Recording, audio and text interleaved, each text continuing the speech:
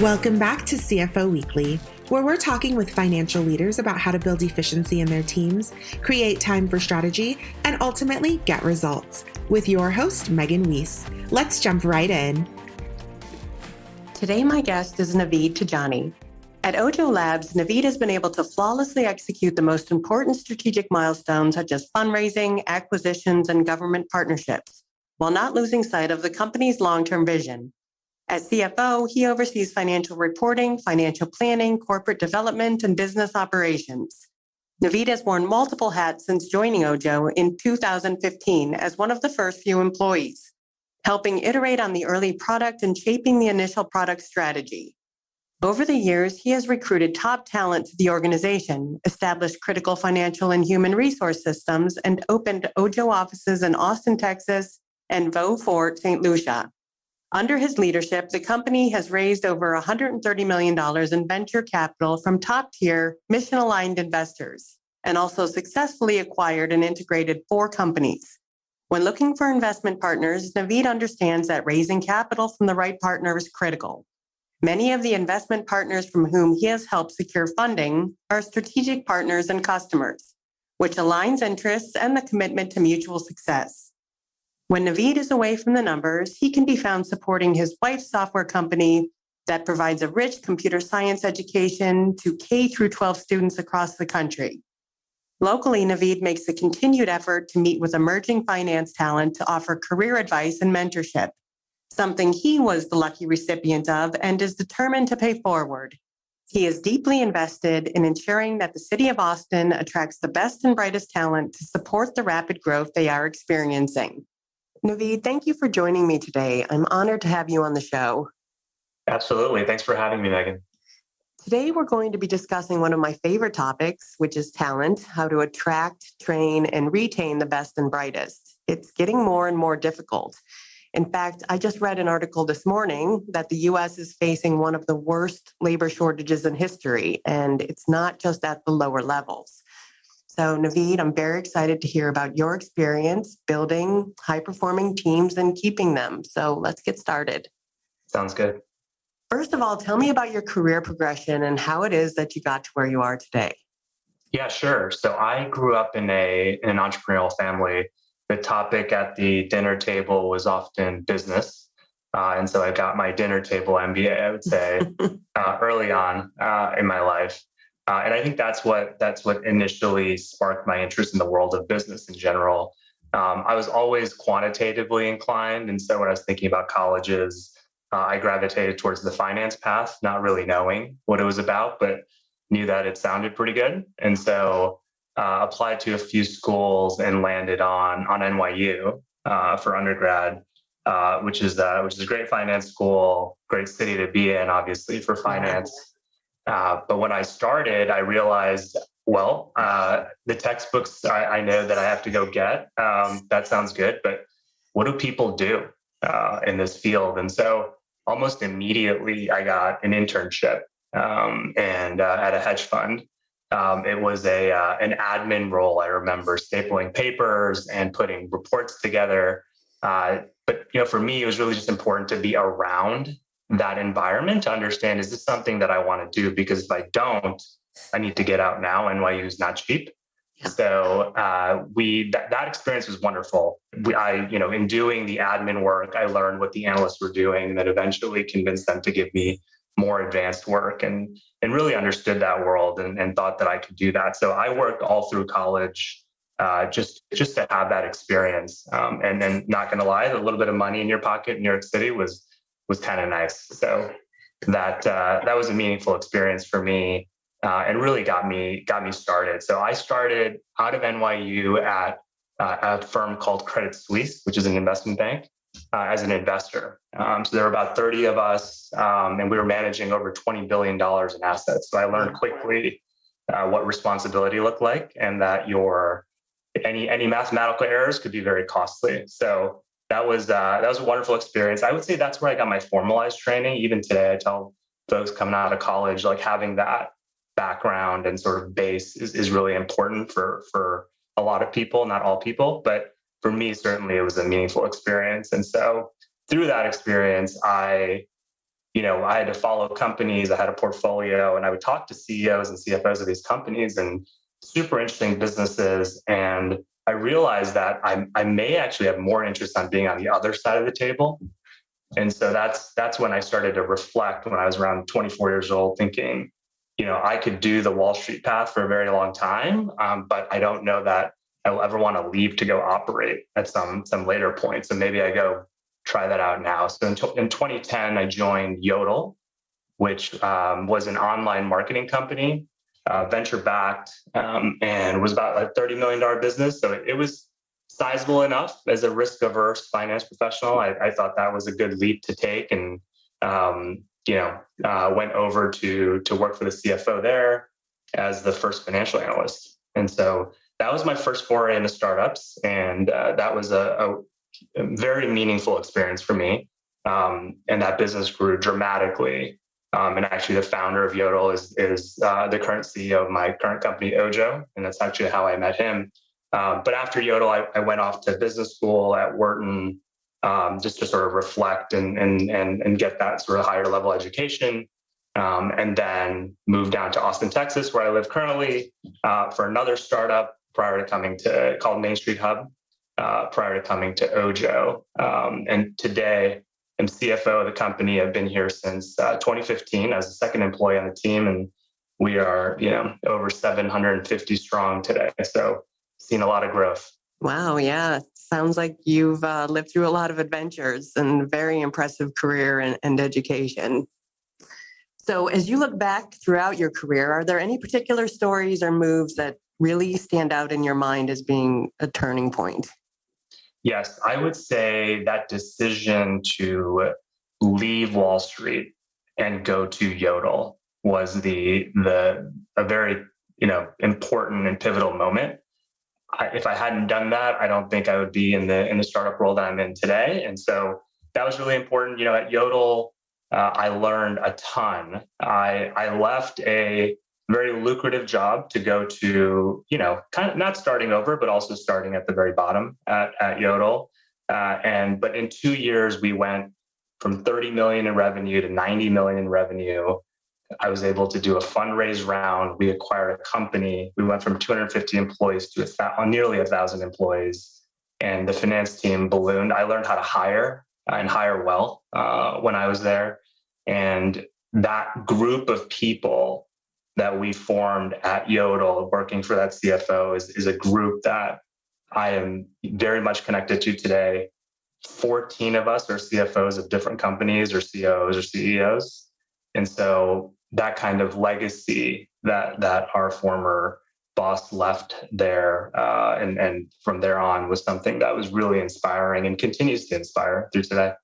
Yeah, you make a great point. I mean, it's hard to change paths in a career, but it only gets harder as you move up. So, I mean, I guess that's something that maybe younger people should be thinking more about is are they on the right path? It's hard to know, but. Yeah, and I think that that's a good point. And it's good to be introspective early on and not to just do the thing that everybody expects you to. And no one sort of knows what they want to be when they grow up. I would say I stopped doing 10-year plans 15 years ago and realized that, there is no such thing, right? Yeah. And you need to lean on mentors and people that have been there, done that, to get perspective. And you should constantly be getting perspective to inform your choices. But in no way is anyone asking you to have all the answers, because nobody does. So yeah, not even at the highest levels. That's right. So what does your current organization, OJO Labs, do? Yeah, so OJO is, we're transforming the way that folks buy and sell homes. Our mission is to level the playing field in home buying, home selling, and home owning.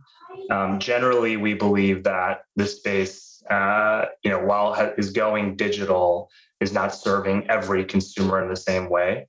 Access to home ownership is not equitable today. So we aim to strive 100 out of 100 consumers, serve 100 out of 100 consumers rather, by ensuring that everyone is able to view and search for homes in a way that has never happened before. The typical home search experience is just bedrooms and bathrooms. But if you've worked with a real estate agent, they are they're gathering a lot of data from you on sort of your financial considerations, your family situation, your work situation, your desires, your aspirations, and trying to package that into your preferences. We use technology to do that at scale, just because there are something like, there's hundreds of millions of folks every month looking at homes. And we know at the bottom of the funnel that there are about 5 to 6 million transactions that happen in any given year. So the consideration phase of this process is very long, and there's a lot of folks going through it, and it's a scale problem. So what we do is we use technology to gather those preferences to be there for you, on our websites, also through our digital advisor product, which is a two-way messaging service that you message with like you would with a friend, asking any question about the process or about homes. And when you're ready for a real estate agent, we match you with the right one for you based on your preferences, where you're looking, and what will work out best for you, so that you have access and a shot at purchasing a home. We also connect you with other service providers, such as mortgage professionals and other verticals, to ensure that you have everything you need to complete that transaction. Wow. I've always used realtor.com, but it sounds like you guys add a lot more value. Yeah, we all of those sites do a great job in terms of the experience that they're trying to provide on the home search side. We like to follow you from search to signing, as we'd like to say. And so it's really important to us that we get you to your goal. And that's really important for the service providers that we have in our network as well, that their goal is to get folks to transact on a home, and our goal is to get consumers there. And so we don't really leave that journey until the consumer has achieved what they wanted for themselves. And tell me about the culture at OJO Labs. What qualities does OJO value in its workforce? Yeah, absolutely. So we are, we're very values driven. I remember, because at OJO, I'm considered the old guy in the room, just because I've been here since sort of the very beginning. We spent a ton of time on figuring out our core values. So we have 5 of them. It's hire great, show compassion, embrace discovery, relentlessly improve, and earn trust. And those took us a very long time to develop. And I had not been at a company this early in the past. And when we were doing it, frankly, I thought that it was not really a worthwhile exercise, because I was like, it's just what we're going to put on the walls potentially. And so why are we spending so much time on this?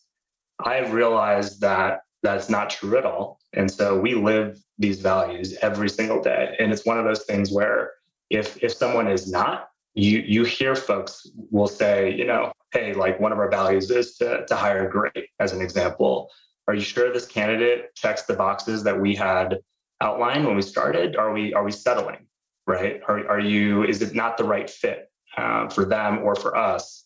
And so, that's really important for us in terms of culture, as we define it, is to ensure that folks are aligned with those values that we've set out. But overall, and this comes from our founder, we believe in a culture of transparency and sort of ruthless transparency. And so, as CFO, there are things at times where, your CEO is sharing information and you're kind of like, should you be sharing that? Is that really relevant? Do you need that? And what I've learned is, by being sort of tested, is that when you treat folks like adults and you are transparent about why decisions are made, or where the revenue in the company is, or the challenge that we faced with an investor or a process, they become more invested in your company and in the purpose and the vision than if you just sort of hide behind a wall and share only when needed to.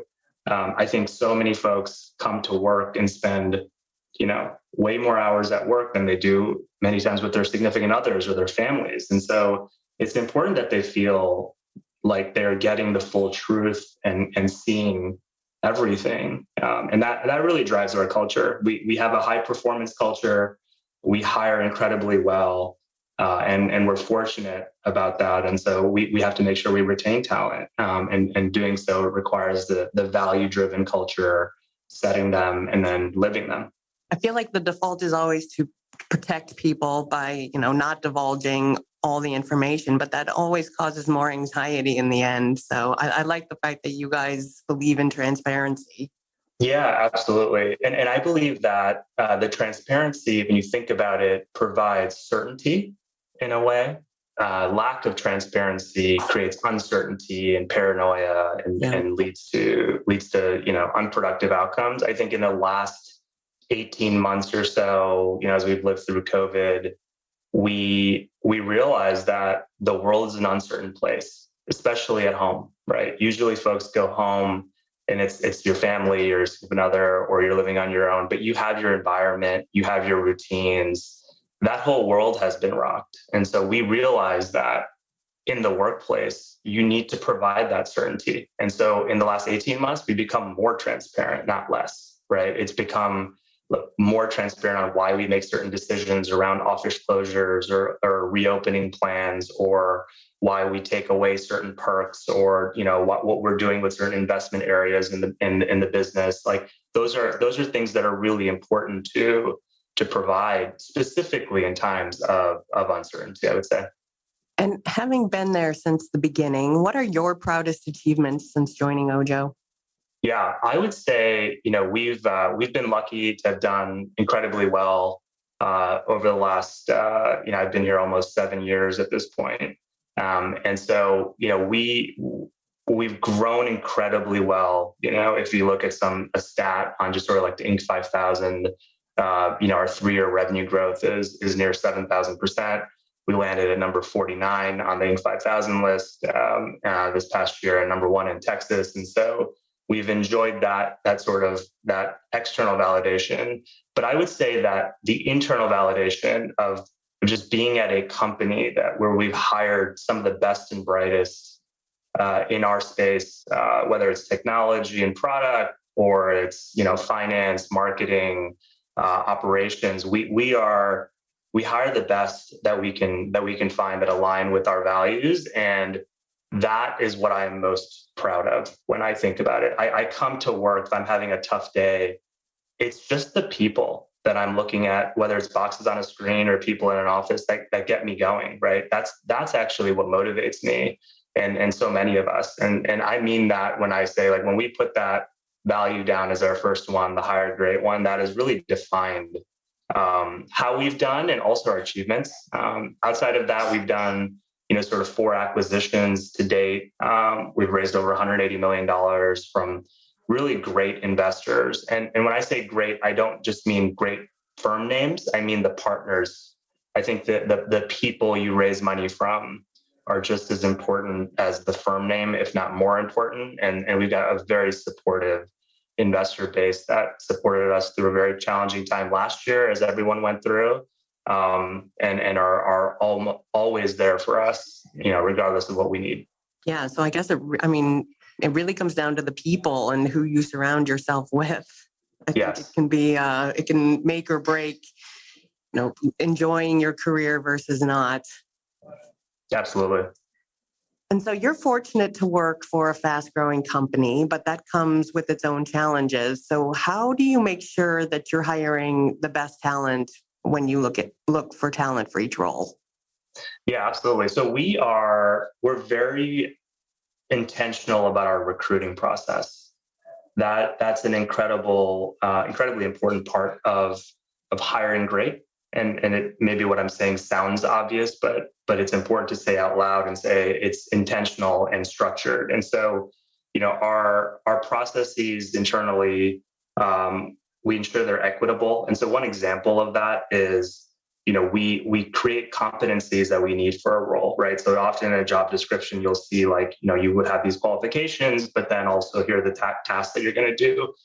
I only have a couple of hours to vet somebody that I may work with for several years.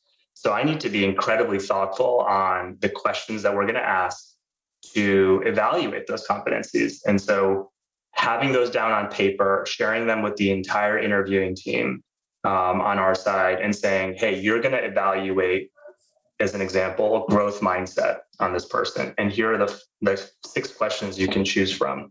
but you have to ask these 6 questions. Like you have to ask one of these 6 questions. You don't have a choice to like go off the rails and do some sort of like off the cuff quote interview, because human beings by their nature have bias, right? And so if I like someone, I may just forget to ask them questions and then come back with feedback saying we should hire them.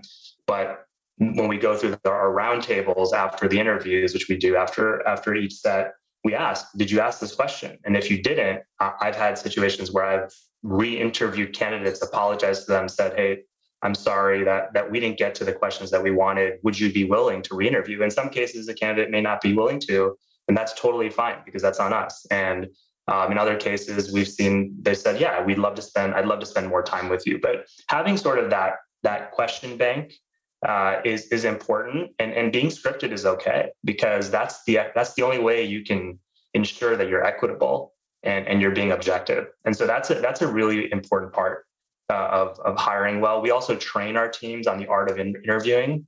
So I remember even at Credit Suisse, I was very interested in helping the recruiting effort. I was always on the on-campus recruiting teams, trying to get talent in. But I don't remember, outside of like 1 or 2 trainings, like it wasn't something that was talked about often in terms of what you're looking for. So I would just sort of, ask questions as they came to mind, but, try to be structured, but I was never trained in it. And I think it's important to train folks on how to interview, because it's not intuitive. The intuitive thing to do is, do you like this person or not? And that's not what we're evaluating in this process. That is so true. I mean, we've all interviewed, but very few of us have had any real training in the process. Yeah, that's absolutely right. And the other thing we do is we do a practical exercise for every single role. And so as an example, for our financial planning candidates, they do a financial modeling exercise and a data analysis exercise that's time bound that they have to do. And we tell folks up front in the process, saying, hey, this is the time expectant, like here's how much time you should expect to spend on our interview process, and totally understand if you're not willing to, but we want to tell you up front, here are the stages, here's what you're going to go through. And some folks would not want to enter that kind of process, and so they don't, which is totally fine with us. But it's better than surprising folks throughout that process that, hey, we've got this other step. But that gives us, a good idea of the work product that this person is going to do. It also gives us an idea of their intent and level of interest. And so, again, you're making a decision that impacts potentially years within hours. And so when you do that, you've got to be structured and rigorous. And what tools or approaches are you using to assist in the recruiting process? Yeah, so we are, we use a couple of systems on the hiring side. So like just from like a technical perspective, we use a software called Lever that was implemented not too long ago.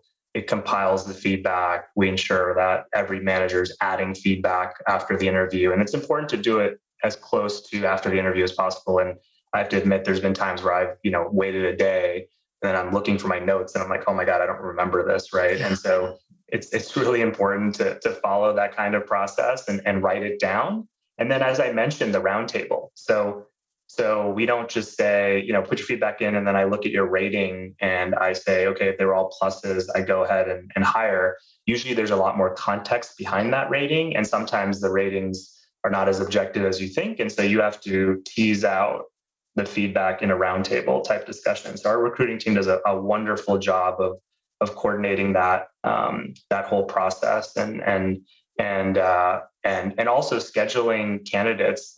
We have a recruiting concierge, as an example, that is attached to each candidate and is the liaison, so to speak. So often, when you're interviewing, you think about yourself as the interviewers in the power seat, but that's not true at all.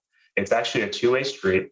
And one of the things I say to folks at the end or at the beginning of interviews, regardless of level, is, thank you for your time. Time is the biggest investment you can make. And so the fact that you sat down with me to talk me through your background and let me actually ask you a million questions is a big sacrifice and a commitment. And so I appreciate that. And you would be surprised with, some of the candidates that are like, you're thanking me, like I'm supposed to, but it goes both ways. That's who we are as a company. And that's important to signal to folks that we value that. And so that is sort of the process, if you will, that really helps us. Yeah, it is a two-way street. I mean, at the end of the day, you have to like them, but they also have to like you. Otherwise, it's not a good fit. That's right. So with the talent market so tight right now, how do you differentiate Oojo from other employers? Yeah, we are, especially, we've all learned this in the last 18 months, is that everyone has had this moment of, why do I do what I do? What does my company really do in this world? And so purpose is a very important thing. And I would say that we've been a purpose-driven company, but have accelerated that in the last 18 months, and that the problem we're solving to level the playing field in housing is something that really does differentiate us. We're not, our goal is not to be the most profitable company in the world or the highest valued company in the world. We believe that those things will come if you add value to the world, but you can do that in a non-mission driven way, or you can do it in a mission driven way. And that latter piece is important to us and important to the folks that come to work for us. They often leave companies saying that company didn't have sort of a purpose or a direction. And that was evident. And oftentimes it's not because that companies don't have that. They may just not be talking about it. The founders may have a deep desire and mission-driven idea, but they just don't convey it in the right way. So again, the transparency helps here, and we talk about it. And we talk about what we're doing. And if there are things and decisions that we make that fly in the face of that are business decisions, somebody will call it out and say, does this really hit the 100 out of 100? Because if it doesn't, we should say it doesn't. And then say, okay, is that going to be the long-term strategy, or is that a temporal thing? And how do we make it so that that doesn't just get itself ingrained in our culture and in our mission, in our strategy rather. And so that's an important one, Megan, I would say, is the purpose-driven. And I think folks are really looking to join companies like that. Outside of that, fair compensation. We spend a lot of time ensuring that we are paying fairly, and doing that both in terms of salary and bonus and cash compensation, and also long-term incentives like stock options, and other long-term incentives tied to value of the company. And so nearly every employee at Oojo has that and feels a sense of ownership in the company because of that. And so that's really important to us, to make sure that we continue to do for prospective employees and new and existing employees the like. So.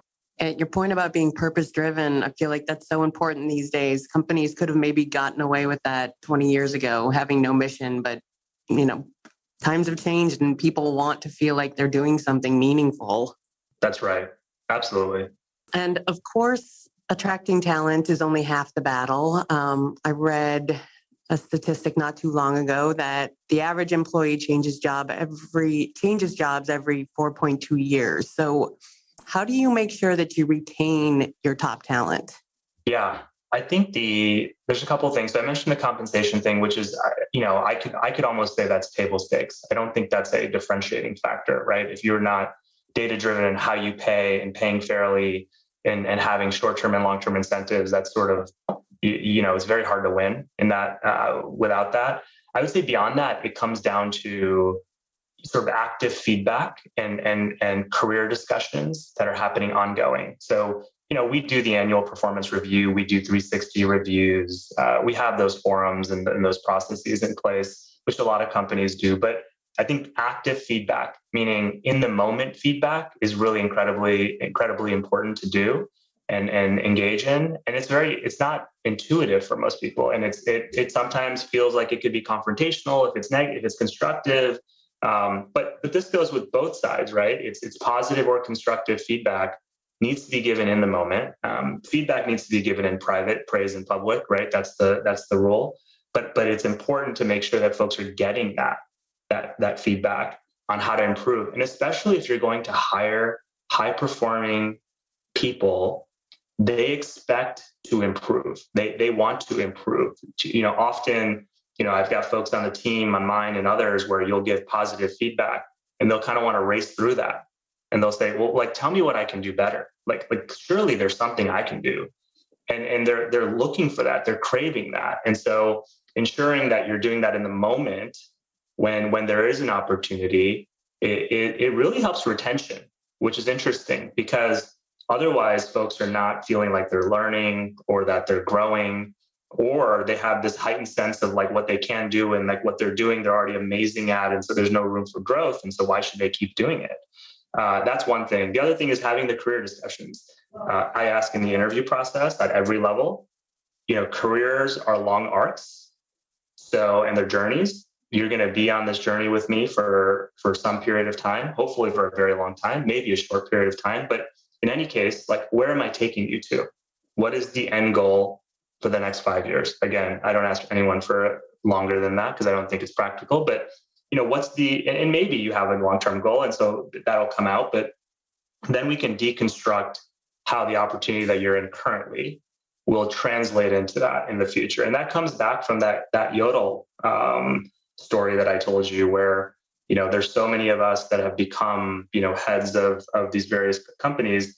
We all talked about it, both with our boss at the time, but also with each other as to like what we wanted to do.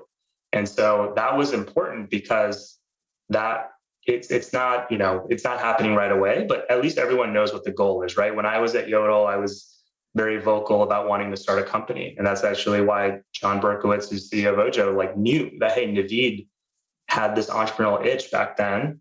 And maybe I should talk to him when I'm starting this company and see if he's interested in joining. So I think having that level of, again, comes down to transparency. I guess that's the theme, Megan, but ensuring that we're having those career discussions is important, and not just putting them off to the annual review cycle and then not talking about them again. Yeah, so true. It's very important to have a goal. It's very easy to just kind of fall into a career and then just kind of stumble through it your whole life. But having a goal helps you get to where you really want to be. Absolutely. And we've touched on this a little bit, but the pandemic has fundamentally changed the workforce model forever. So what have you learned these last 18 months, and how are you adapting to these changes to keep your employees happy and engaged? Yes. So it's a good question. And yes, we did touch on some of it with the transparency, providing certainty in an uncertain world, and just open communication. Along the lines of communication, I think ensuring you're checking in with your people at least weekly. I have weekly one-on-ones, which, believe it or not, is not the norm in a lot of companies that I've talked to, and they should be productive, right? So just not having a meeting for the sake of it. But during the pandemic, especially in a virtual world, where I may not see people walking around and sort of feel the energy or feel whether someone's doing well or not, or hear about it, it's important to have that one-to-one communication to ensure that everyone is engaged and feeling good about their job and their work. And the other piece of it on the engagement side is, we at OJO do, when we were in person, we had a lot of group and sort of company-wide, sessions. Like once a month, we would do, company-wide OJO. We used to call it OJO. We still call it OJO Celebrates, where, it's like hundreds of people, dialed in. We've got offices, across the country. We've Canada, we've got an India office. St. Lucia is a huge office for us. So people are just sort of dialed in from these various locations. But when we were in person, like it would be the Austin group would be together, and then, the other offices would be together. And we would talk about things that we're celebrating in our lives. So not necessarily work related, but we could talk about work. But like somebody would say, I just bought a house and it took me 6 months to find it. And, I finally found it and I closed and we're moving in soon, or I'm having a baby, or anything, right? Like something like I'm super excited about this concert I'm going to. I've been looking for tickets for so long. And then, there's just ways to connect with your fellow coworkers. And we continued that during the pandemic.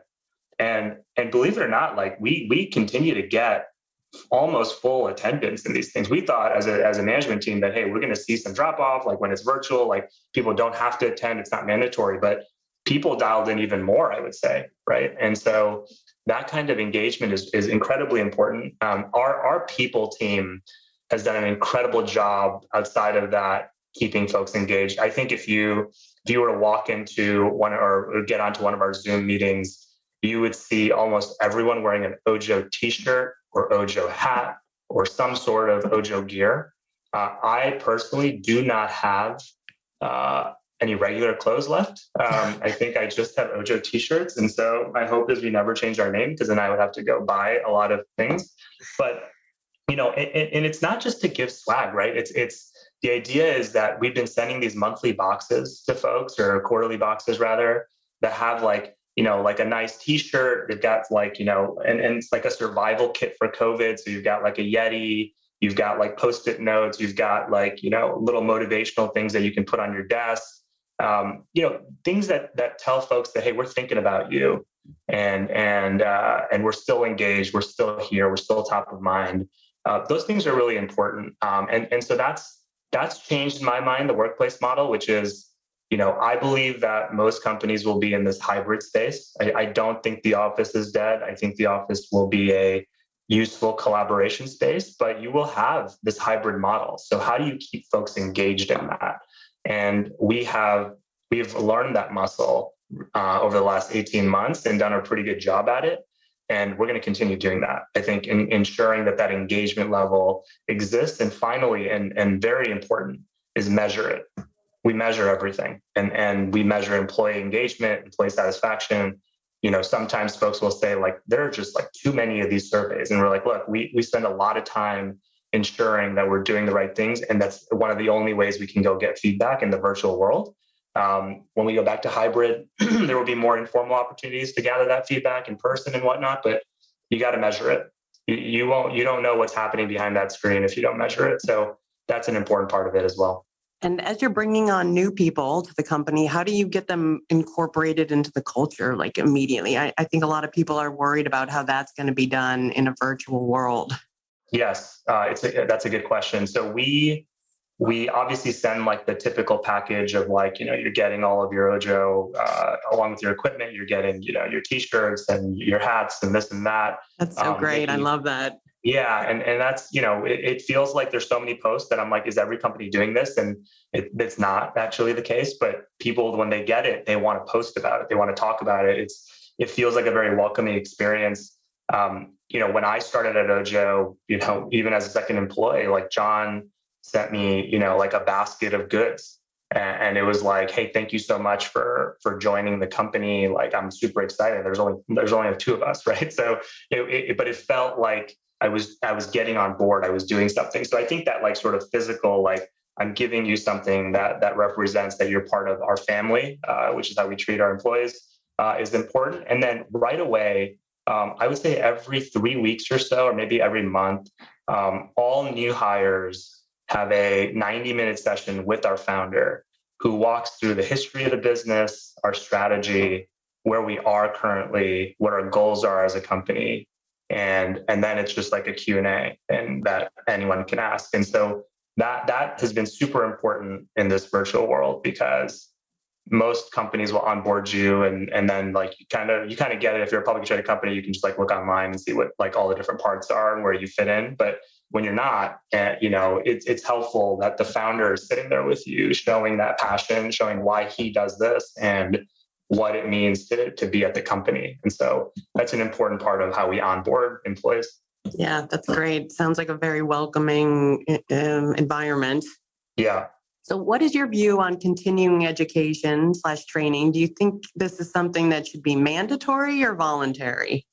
That's a good question. I'm trying to think if that's how I would want to frame the question, because I believe that learning is ongoing and should not necessarily be mandated from top down, but it should be a mindset. So, yeah. I've gone to college, I've gone to business school. I've learned as much from the textbooks as I have from my classmates and my teachers and my mentors and my colleagues. And so I would say it needs to be ingrained in the culture and the operating procedure of your function or company. So potentially I'm not answering your question directly, but what I'm saying is that, ensuring that learning opportunities exist, meaning, as an example, if the financial planning team is doing a modeling exercise, that doesn't mean that the senior accountants and accounting team can't sit in on that. They should be able to see that. That's something that I plan on doing for my team more and more so now, in ensuring that folks are just getting that exposure, right? To see like, well, like what's in a financial model? What does that mean? Like, how can you teach me? And what I want the learning to be is not, hey, go do a course on this. It's, hey, why don't you sit down with this person and teach them how to do a financial model? Like do that for 30 minutes, do that for an hour. And I think that kind of learning opportunity and education is really important, because I think you learn a lot more and a lot faster in that way. Beyond that, there are typical things around like, getting accreditation, making sure you're doing your continuing education for your CPA and whatnot, that we support at our company. We're actively talking about tuition reimbursement, and I think that'll be something that we'll be able to do in 2022. And so, that's an important thing to sort of support. And so I think it should be not mandatory in that I told you to do it, but it should be a mindset that you come in with and are looking to learn in any case, just because it's changing so fast. I listened to some of your other podcast episodes, and just the role of the CFO and the finance function in general has sort of moved so rapidly that you need to keep up with, whether it's new tooling or new methods on how to do things or learning new skills. I believe that is an ongoing process for me and anyone on my team. And lastly, as a CFO, what's keeping you up at night these days? So I believe, having been at OJO for so long, what kept me up in the beginning was, are we going to make it? Right? We were looking for product market fit, or we had to look for investors. We had to ensure that we could hit our hiring, hire enough people and make sure that we could actually, do what we had set out to do without, running out of money, as an example. So that's what like the early days were about. I think now it's sort of flipped. We've had success. We've got investors rallying around us. We've got the best talent in the world working with us, and ensuring that this company sees its true potential. I would say is often where I think about. If you were to ask me what keeps me up at night is making sure that we achieve everything that we say we're going to achieve, making sure that the expectations we set around ourselves and that the team has put around themselves is ultimately achieved, because that's magic. That's something that doesn't happen often, right? And there's been a great deal of luck involved in how we've gotten to where we've gotten to, and timing. And this doesn't happen all the time. You can have the best team in the world, the best investors. You can have founders that have done it 20 times, but you can still not achieve the full potential. And that's something that I'm sort of bent on ensuring that we ultimately achieve, right? And really hit our mission of serving 100 out of 100. And I think that will change the home buying and ownership landscape as we see it. And as you know, it's a very topical area today, and we're excited to be part of it and to really be part of the change. Yeah, I mean, it sounds like you and OJO are really raising the bar, and then the challenge with that always becomes keeping up with it. But That's right. Naveed, thank you so much for being my guest today. Thank you for having me, Megan. I appreciate it. Yeah, I really enjoyed speaking with you and hearing about your experiences and the resulting insights, and you've given us some wonderful advice today.